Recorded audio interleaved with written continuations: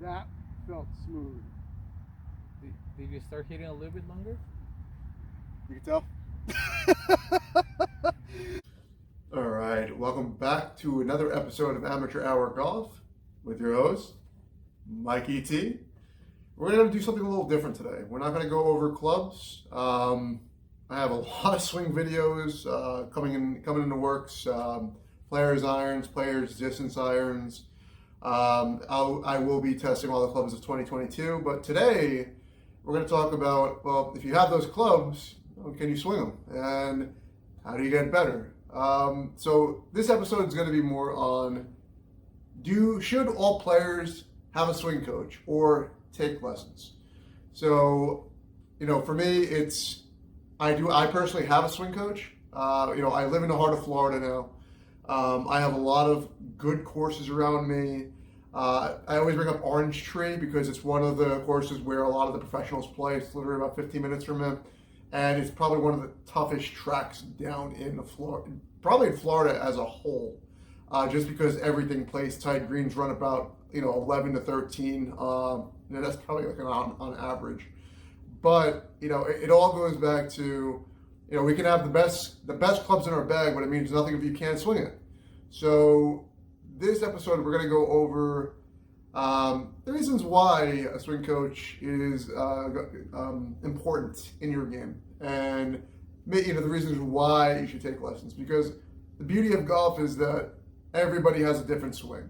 If you look at my swing from the other videos, I kind of swing like a caveman. I come above, very steep, but I couldn't figure out why I was getting such bad mishits. And I was still having about, a 9 handicap, and my handicap's been dropping since I've been working with my swing coach. I could actually manipulate the ball. So there's just things that you're going to be able to see, and then there's things you're not going to be able to see. And maybe, for an amateur player, you're going to walk in and be like, I want to play golf for fun, but golf is fun when you're shooting well, right? So, in my case, the really good thing is we're about to go swing with my swing coach now, and I want to get him to talk a little bit. He's usually the quiet type, and he focuses usually on what I am doing, as he should, but I told him, what's going to be happening in this episode today, and he is going to be there, just kind of forcing him to get in front of the camera. He's also a good friend, but he's also a professional. So for me, it's one of those things that it's the best of both worlds. So I'm going to stop talking. The next time you see me, I'm going to be on that, actually at Orange County National, which is one of the largest driving ranges in the world.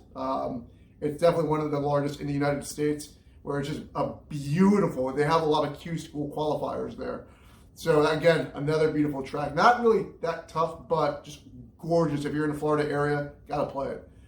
Next time you see me, I'll be on the range with my swing coach. I'll give you the introduction as well, and basically explain the reasons when I get back why I have the swing coach. Stay tuned. It's number 7. Yes, it's on. Yes, it is 7. So I thought about it. I said to him I always wanted to bang driver over that, but that's a high risk play. And now that even sometimes you stand a par 5, for example, that par 5, and you're 240 in, right? Sometimes if you have the distance to go for it, let's say you got, I don't know, you hit your hybrid 240, just for saying something. Sometimes it's harder to lay up than going for it. If you stand in that hole in the middle of the fairway, or let's say left part of the fairway, you get the distance to go for it into, right? If you see that hole, it gets really, really narrow because there's bunkers on the right and the water kind of trickles to the fairway. Correct. Right? Sometimes we're so afraid of going for it, even though we have the distance, that we try to guide the fucking ball because we're afraid of going for it. You want to put your ball in position that you start guiding the swing. That's literally, and you saw my swing. That's what I was doing before I was able to shot shape, which is kind of funny. When you're gonna start, okay, I'm gonna lay up this, and you start guiding the ball, and sometimes you draw, sometimes you fade, sometimes you draw, sometimes you fade. So that's where you need to start shaving shots. Doing that. Okay, I got 230 to the pin. I got the club, yes.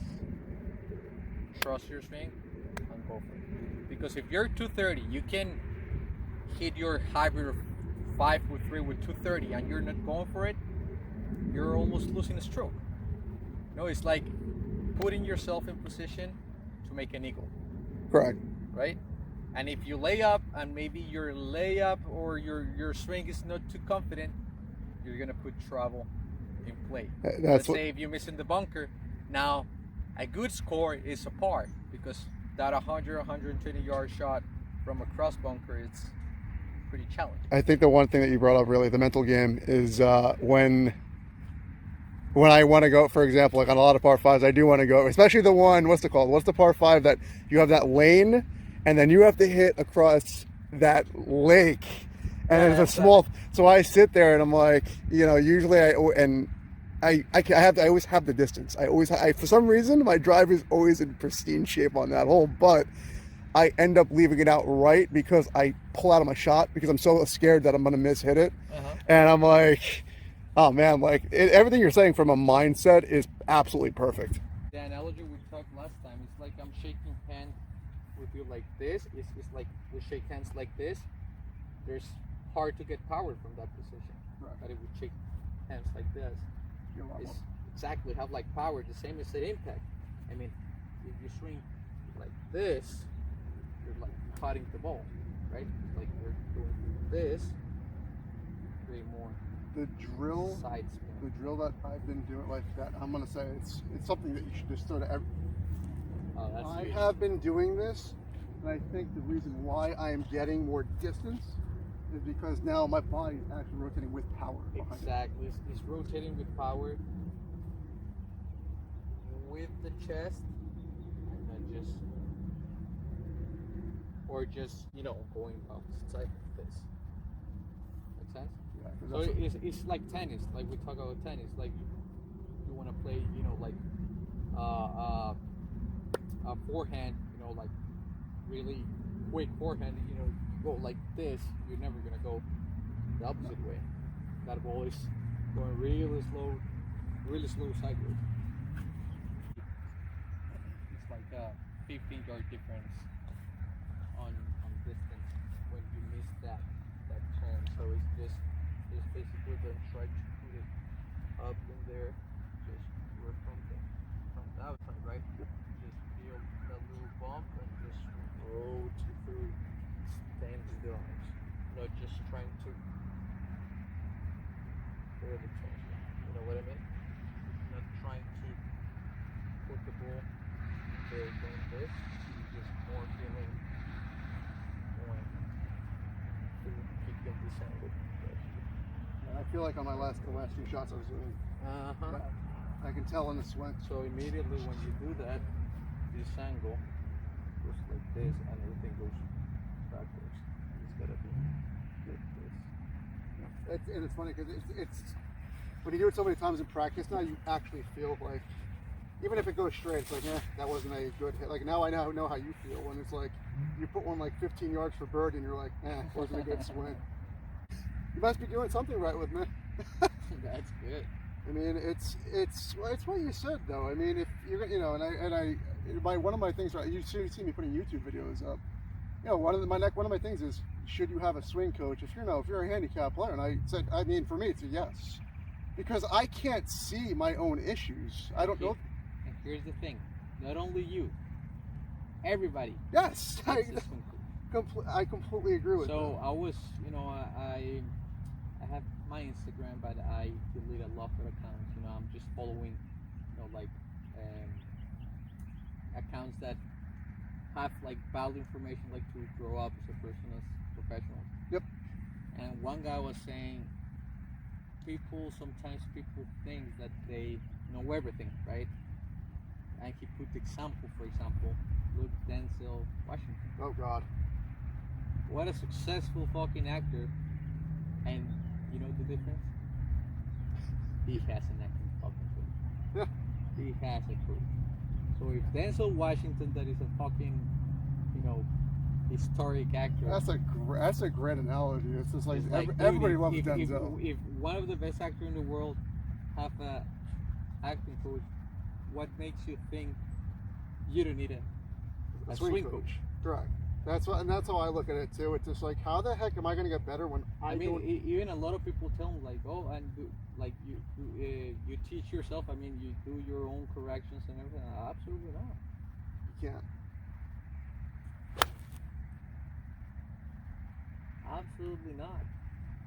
I mean, I have my swing coach. Sometimes I'm doing something and I'm like, maybe Everybody always thinks it's my backswing. Everybody at the first thing because it's that really out in. I'm like, it's not this backswing. It's coming back and getting the shoulders aligned. I mean, yeah, you saw the different swings in the Champions Tour. You see Jim Furyk right here. They you always can see end up in the same Fred spot. Couples right here, or you can see Robert Carlson. That is a really good one, like right on plane. Different backswing positions, but at impact. Always They're in the all same. I was the same. watching that, man, and it's funny because if I'll swing it and then I'll. Good. Perfect. That felt smooth. Did you start hitting a little bit longer? You can tell. Yeah, I mean it's like. All right, welcome back. Body hurts.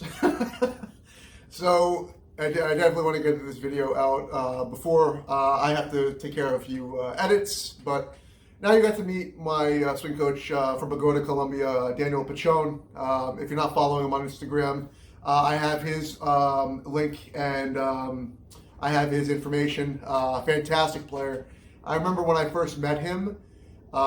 He plays in the same league I do, but it was the first time I've actually played with him, and he ends up shooting a round of 5 under on from like I think like 72 or 7300, and it was just amazing to watch his thought process, the way he was setting up for his shots, and that's the way he was on the green putting. So, I've been working with him for a little bit now, and when the one thing that he asked me is like, what do you want to get better at? And it was very intriguing to actually kind of go through and answer that, because I didn't really know how to answer that.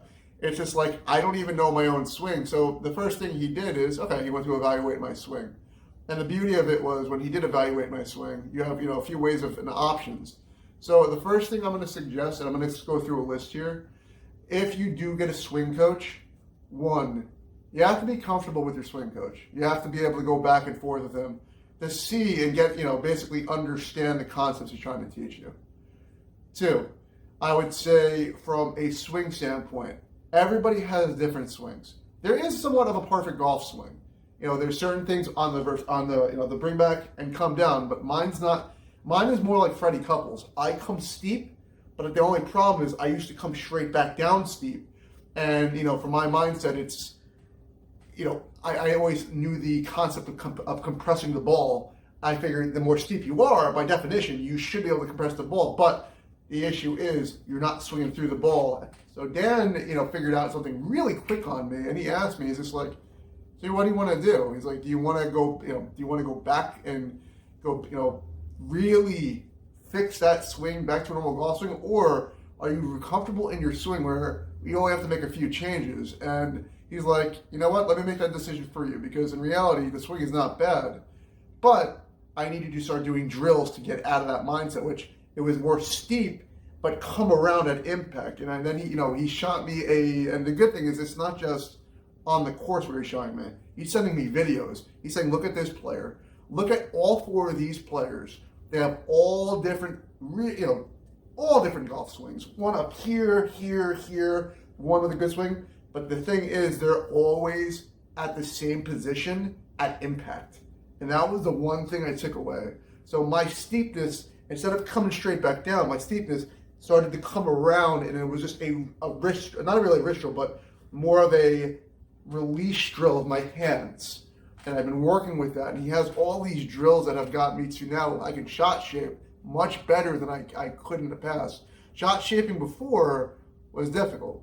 So it leads me to point number 3. So when you go into a lesson with your coach, a good coaches will ask you what you want to work on, even though they have the answer. but they want to see what they should be working with you on. They want to eventually develop your swing. They want to make sure they want your percentage higher on pure ball strikes. That is their goal, always will be. And that was the first thing he said to me. And I've noticed with my irons now, the striking points have been so much better. And he gave a great analogy, Denzel Washington, and he's a fantastic actor, world renowned. And even till this day, I asked the question, should everybody have swing coaches? And his response was, well, he gave me a story back, and it was, Denzel Washington, one of the best actors out there, and he always feels like in his interviews, he can improve, and he has his own acting coach. He has an acting coach that basically works with him on improvements and things, and he goes over this. So if the best in the world in acting has an acting coach, why wouldn't an amateur player have a swing coach to get better? So the analogy was really good and it really jived with me very well. I use jived, I know. But if you're looking at it from an understanding standpoint, the best players in the world have swing coaches, and these are the best. Why wouldn't an amateur who wants to get better use a swing coach? So, kind of going with Dan, and here's the thing, I had other coaches that, I reached out to, I had conversations with, even another friend that was a pro. I turned him down because I love him as a friend, but, I know our concept and the way we think are very impact. And it's nothing against him, it's just the way he teaches. For me, I'm more of a laid back / kind of swing through, figure it out, as someone's watching me and then says, hey, I'm seeing this. And then he's taking pictures and he has a little app that aligns where my hands are on release point and where my hands are finishing. And then the other drills are, I now know, and this is number 4. And this is amazing. So once you are working with a swing coach, the greatest thing about it is that you know what good impact is, and especially for me, when I came through the ball, I stopped. Even if it was a good swing, I would be here. There was no shoulder release going into it. I also gained another 7 to 10 yards and he calls it out in the video. He immediately said, he's like, I can tell you've been working on turning rotating the hips and shoulders through the swing. I can already see you put distance about 7 to 10 on your 8-iron, where I didn't even pick that up until I hit the ball. I've been practicing it, and I have seen a lot of distance changes. So those simple little things that these coaches know, especially the good ones, and Dan's going, obviously he's done Q school. He's done everything at this point. It's more, he knows the fundamentals of getting any player to where they need to be. And I highly suggest, going back to one of my points is that if you're going to get a swing coach, make sure it is somebody that you can have good trust, confidence, and good cadence with, and good conversation with. Because in reality, it's always good to actually be to talk to somebody on the range. And last but not least, if you can't afford a coach, and it's okay. And I know a lot of, and I always bring him up because this guy is like my YouTube hero, Rick Shields. He brings it up, swing coach analysis versus YouTube analysis. So I watch a lot of YouTube, and for me, it's, you have to put a little money into this for a swing coach. YouTube is really good because at least it gives you the fundamentals of what a golf swing should look like or what it should be. Does it go through where it should be at impact? It does. The only issue is that you have no one watching you and no one fixing it if you can't fix it yourself. That would be the only difference, is that you actually have somebody in person showing you how to fix that comparatively. And you can do it. You can grab a phone and look, but the point would be, everybody has different swings. So, it's not going to have the same, you're not going to have your buddy swing that's hitting at 330 yards. But you are going to have your own swing that can be something more useful to you as you're learning. So I feel like, YouTube's a good starting point, but eventually, if you're taking the game seriously, you want to get better, highly suggest a swing coach if you have the money. But besides that, I hope you liked the video. For me, this is just something, I've recently learned, because for me, I was a 9.5 handicap just with no swing coaches, nothing. It was all just self-taught. and now I'm seeing the difference immediately on now how to approach different holes and different swings. I can actually change my shot shape just because I'm that confident in my swing now, and I know how I feel at impact. So I hope this video does help.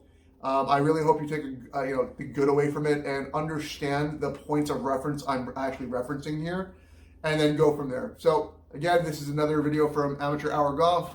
If you haven't hit that subscribe channel, subscribe. Hit that bell below.